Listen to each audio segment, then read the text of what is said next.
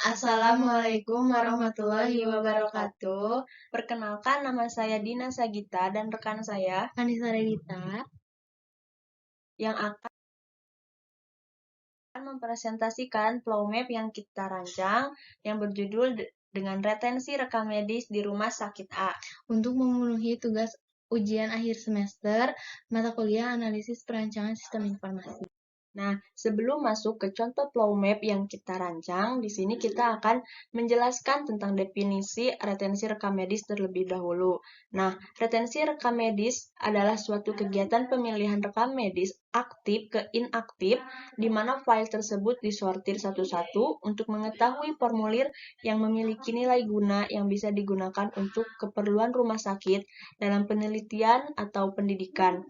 Dan yang tidak memiliki nilai guna dapat dipindah tempatkan ke pembagian pemusnahan. Tujuannya sebagai acuan untuk penerapan langkah-langkah bagi petugas untuk melakukan penyusutan berkas rekam medis.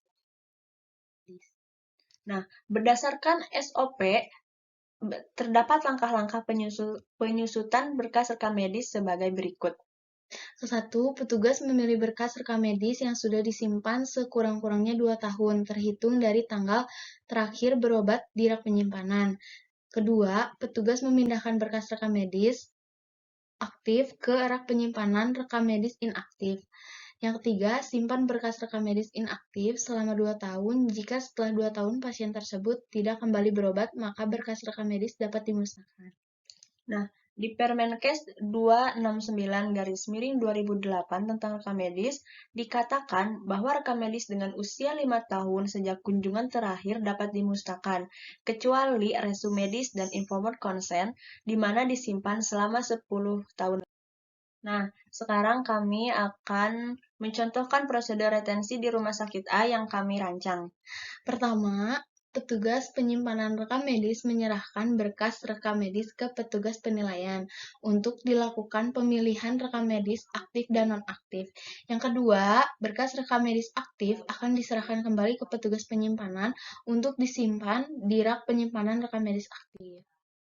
Lalu, langkah ketiga adalah untuk rekam medis nonaktif yang masih mempunyai nilai guna akan diserahkan kembali kepada petugas penyimpanan rekam medis untuk disimpan di rak penyimpanan rekam medis yang mempunyai nilai guna. Sedangkan untuk rekam medis nonaktif akan dilaporkan ke petugas retensi untuk verifikasi laporan rekam medis yang diretensi. Yang kelima, laporan rekam medis yang diretensi terverifikasi dilakukan pengelolaan retensi untuk laporan retensi rekam medis yang akan diserahkan ke kepala rekam medis untuk dibuatkan berita acara.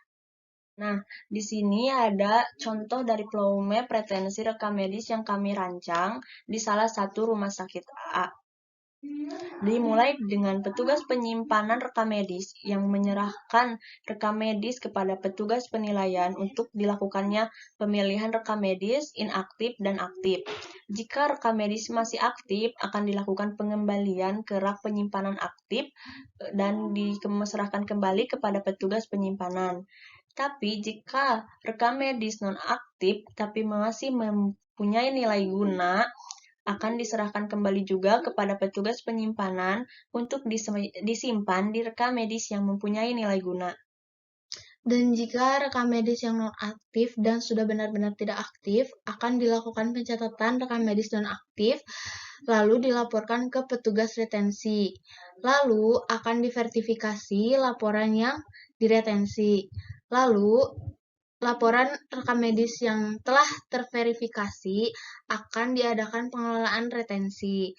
Lalu, setelah pengelolaan akan diberikan kepada kepala rekam medis, lalu akan dibuatkan laporan berita acaranya.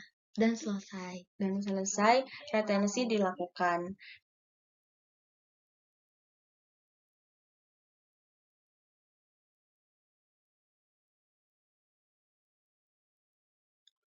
Di sini ada diagram konteks. Di sini diagram konteksnya terdiri dari 3 identitas.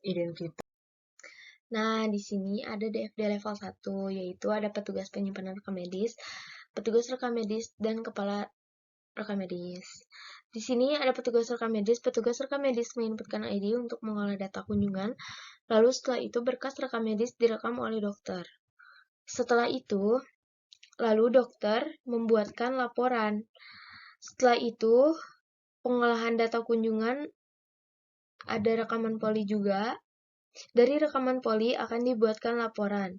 Lalu setelah itu, berkas rekam medis inaktif akan dibuatkan laporan. Setelah itu, petugas penyimpanan menginputkan ID-nya untuk mengubah data berkas rekam medis.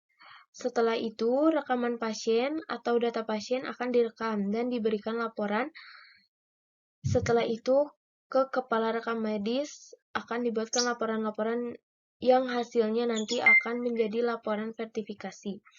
Lalu kembali lagi ke laporan yang telah diubah, datanya akan menjadi laporan penyimpanan yang akan diberikan ke petugas penyimpanan berkas rekam medis.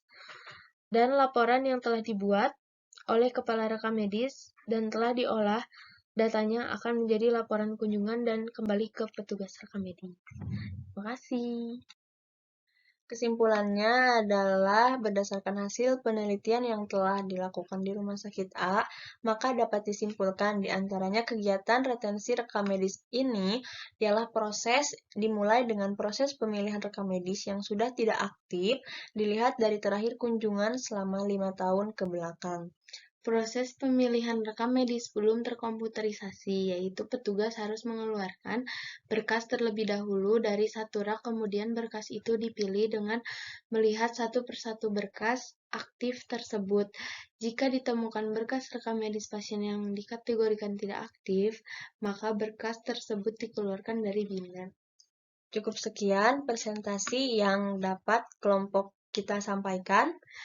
Mohon maaf jika ada kekurangan dan kesalahan dalam kami melakukan penelitian dan menyusun tugas ini. Assalamualaikum warahmatullahi wabarakatuh.